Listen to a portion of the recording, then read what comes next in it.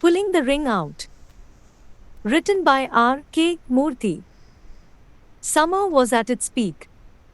The sun rose early, every day. It glimmered like a ball of fire even at sunrise. In about 3 hours, it made the earth uncomfortably hot. It was so, day after day, for days at a stretch. Wells dried up. Streams looked sandy but for thin ribbons of water. Plants drooped. Trees looked listless. Animals scurried away to shady spots. Hardly anyone stirred out of home after a couple of hours of dawn. One summer morning, just after dawn, Emperor Akbar set out for a stroll. With him were a few courtiers. Birball was among them. "It is hot, even at this hour," Emperor Akbar said. "It is, Badshah," said the courtiers. "Wells and ponds are drying up." The emperor noticed the wall of a well at some distance and added, "Come. Let us see whether it has any water." The party reached the well. The emperor leaned over the wall and peeped in. So did a few courtiers. The pond held no water. The bottom appeared bone dry. "Not a drop of water," sighed the emperor. "It'll remain so till the rains come, Shahenshah. So this is the best of times to drop something into the well and watch it hit the bottom. At other times, the object hits the water and gets lost in the depths of the waters. So we never see it hit the bottom." Birball picked up a stone and dropped it into the well. The stone hit the bottom with a mild thud.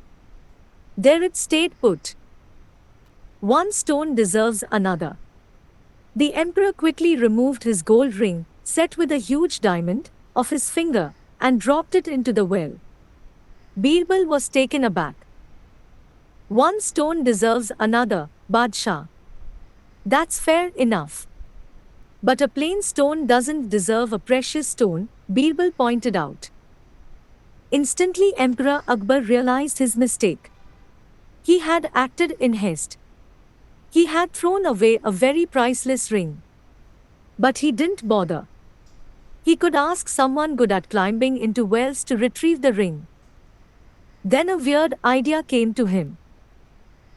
"Birball, I can always ask our men to get into the well and recover the ring." "But..." The emperor paused. "Yes, Shahenshah," all the courtiers closed in around him. "But can anyone pull out the ring without getting into the well?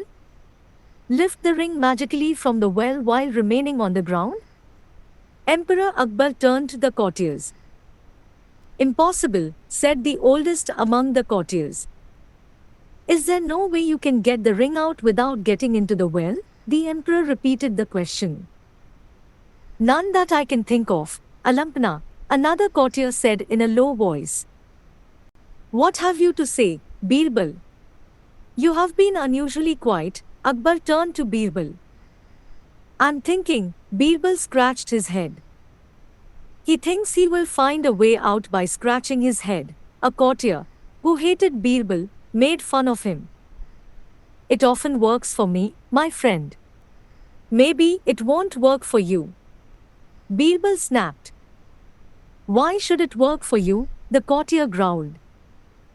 "Because I have brains. I'm not a brainless wonder like you." Birball heard the emperor and the rest of the courtiers burst into laughter, but continued, "I scratch the head and my brain starts working." He paused, grinned and added, "I now know what to do to get the ring out without going down to the bottom of this well." "Birball, tell me how you will do that," the emperor asked, curiously. "Jahanpana, I need time to do that. If all goes well, I should get the ring out by dusk. Till then, Shahenshah, let my plan remain a secret," Birball begged. "But why?" "I have never tried out this plan. At the moment, I only have a hunch that my plan would work. I have to try it out. I can try it out best in secrecy." Birball sounded polite, yet firm. "No dirty trick, Birball," the courtier, whom Birbal had called a brainless wonder, now found his voice.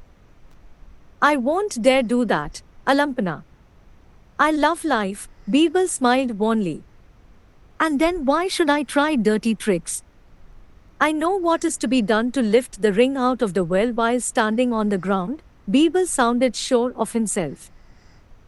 Yet, Shahenshah, I suggest you post a sentry to keep a watch on what Birbal does, the courtier appealed to the emperor. I trust Birbal. But I accept your suggestion.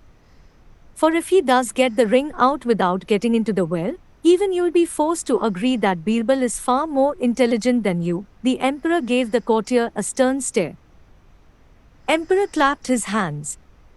Two guards, who stood at some distance, ran to the emperor. They bowed. The emperor told them to keep a watch over the well. Don't allow anyone to go down into the well, he ordered the men. They bowed and retreated. I shall start working right away, Shahenshah. By evening you'll have the ring, if all goes well. Till then, with your permission, Shahenshah, I will stay back.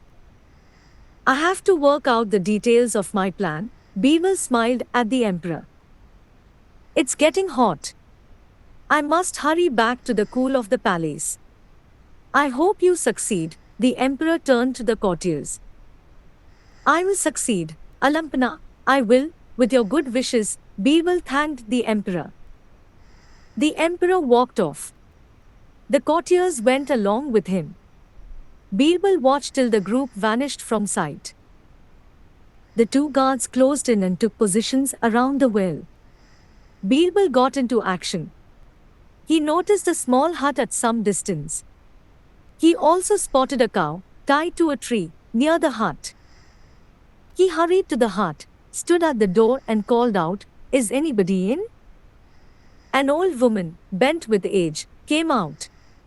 She held her palm over her eyes and peered at Birbal. Who are you? What do you want? She croaked.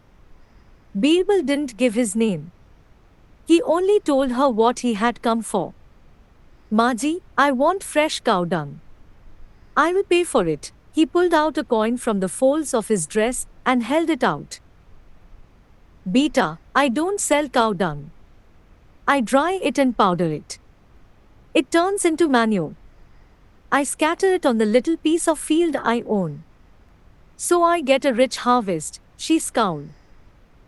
I want just a small quantity, Maji, Birbal purred like a cat. Aha! All right. You may find fresh dung there.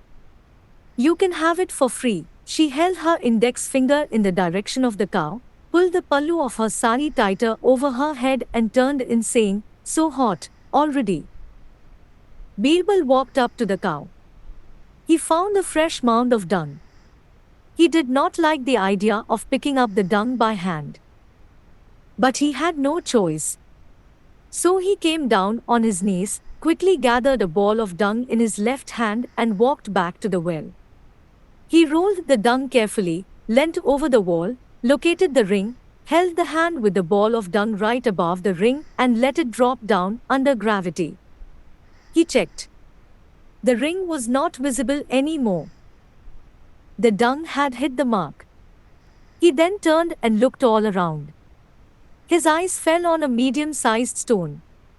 He picked it up, tied a string to the stone, held one end of the string, aimed the stone at the ball of dung that now enveloped the ring and dropped it. His marksmanship was perfect, this time too. The stone landed on the ball of cow dung. Birbal's face lit up with a sense of fulfillment. He tied the end of the string in his hand to a bush next to the well. Stay here. I shall come back here before dusk, Birbal told the guards. The guards bowed to him. Oh, it is already hot. I presume it will be one of the hottest days of the season. He walked off, happy at the thought that the heat would help him execute his plan, and soon reached home. Around 1 hour before dusk fell, he set out from his house. He walked to the well. The guards were at the well. They saw Birbal and saluted him. Birbal nodded to them. He walked across, untied the string tied to the bush, and held it firmly. Then he walked up to the wall of the well. Carefully he pulled the string towards him. The stone to which the other end of the string was tied moved up. Sticking to it now was the dried ball of dung. Inside the dung, Birbal knew, lay the emperor's ring. He pulled slowly, gently, till the stone with the dried dung was level with the rim of the wall of the well. He reached out, pulled in the stone with the dried ball of dung. He quickly crushed the dried dung. Down fell the ring, traces of dung still coating it. Birbal picked up the ring. He walked back to his house, cleaned the ring, and headed for the palace. Soon he reached the emperor's presence. Many courtiers were still with him. Shahenshah, Birbal bowed. Got the ring? The emperor asked. Here it is, Alampana. Birbal walked across, till he stood close to the throne, and handed the ring to the emperor. Thank you, the emperor sounded very pleased. Now, tell me how you did it. Birbal gave the details. Wah, wah. Birbal, I'm proud of you. You're indeed the most intelligent of all my courtiers. He picked up a small bag that lay on a table, close at hand. The bag jingled when he lifted it and presented it to Birbal. He bowed low while taking the bag. He knew what it held. Gold mohurs. 100 gold mohurs. Shahenshah, in all this world, there's no ruler more kind and generous than you. Birbal bowed again, while the courtiers gnashed their teeth in envy.